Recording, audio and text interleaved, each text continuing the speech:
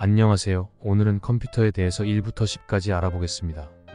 컴퓨터왕 초보분들을 위해 제작된 영상이며 상업적 목적은 없습니다. 먼저 개념만 이해하시고 나중에 추가로 설명드릴 예정입니다. 컴퓨터를 책상과 책상에서 일하는 사람이라고 가정하겠습니다. 가장 중요한 건 CPU입니다.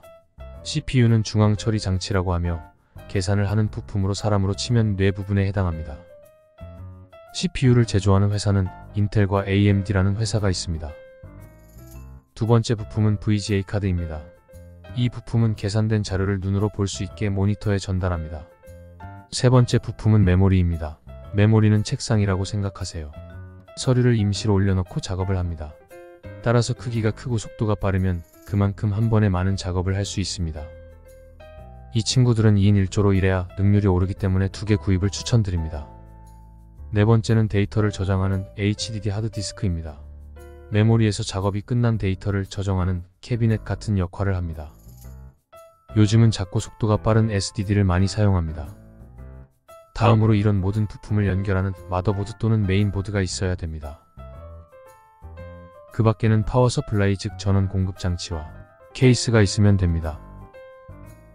이것으로 컴퓨터 본체에 대한 부품은 모두 소개시켜드렸지만 이 밖에도 마우스와 키보드 모니터도 있어야 됩니다.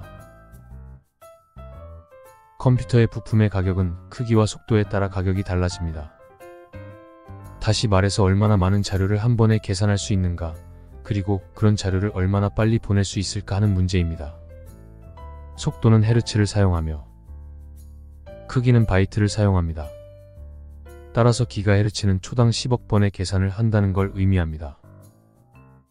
크기는 통상 B라고 표기하며 MBS는 100만 개의 데이터를 표시합니다. 지금까지 컴퓨터의 각 부품이 어떤 역할을 하고 컴퓨터에 사용되는 기본 단위를 알아보았습니다.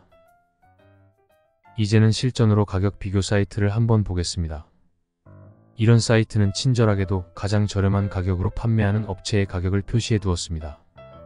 7600이라는 모델을 판매하는 337개의 쇼핑몰에서 가장 저렴하게 판매하는 업체의 가격입니다. 튜닝을 해서 최대로 만들 수 있는 속도와 이때 소모되는 전력량, 호환이 되는 메모리 종류. CPU는 5나노미터로 제작되어 6개의 방에서 12스레드로 동작합니다. 두 회사의 CPU는 각각 다른 타입의 보드를 사용해야 됩니다. AMD 라이젠 5 7600은 소켓 AMO를, 인텔 i7 14세대는 소켓 1700을 사용하면 됩니다. 이제 어떤 CPU를 보더라도 구분이 가능하실 겁니다. 이 CPU에 호환되는 마더보드 소켓명입니다. 최대 속도의 표시입니다. 이 CPU가 동작할 때 필요한 전력량입니다. 이처럼 필요한 정보가 표시되어 쉽게 부품의 정보를 얻으실 수 있으며 잘 모르는 용어가 나오면 클릭 후 자세한 정보를 보실 수도 있습니다. 이런 과정을 통해 컴퓨터의 용어들과 친해졌다 하더라도 막상 컴퓨터를 구매하려면 막막하기만 합니다. 그래서 먼저 컴퓨터의 용도를 생각하셔야 됩니다. 문서 편집과 인터넷 검색들이고 동영상이나 유튜브 시청 등이 주 목적인가 아니면 게임과 동영상 편집 등 고성능이 필요하다를 먼저 정하신 후 이동성이 필요한 노트북인가 아니면 고정해서 사용할 컴퓨터인가를 정하시면 됩니다. 두 번째는 예산입니다. 마음에 둔 컴퓨터가 있어도 예산이 부족하면 그림의 떡입니다. 컴퓨터는 50만원 미만의 저가형부터 1000만원이 넘는 제품까지 꾸미기에 따라 전차만별입니다. 따라서 예산이 정해지면 예산에 맞는 가장 최신의 컴퓨터를 구매하시기 바랍니다.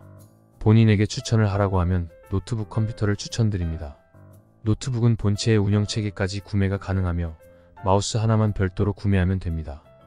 만약 노트북 모니터가 작다면 노트북에 별도의 모니터를 연결하시면 됩니다. 또한 자판도 별도로 연결 가능합니다. 구입 시 가장 큰 장점으로는 노트북은 이미 전문회사에서 최상의 조합으로 만들어진 것이기 때문에 실패할 확률이 적습니다.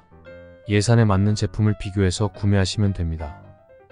또한 전자제품은 AS 문제도 생각해 보셔야 됩니다.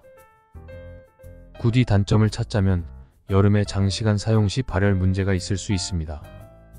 하지만 노트북은 초보자 분들이 처음 구매하시는 컴퓨터로는 단점보다 장점이 더 많은 게 사실입니다.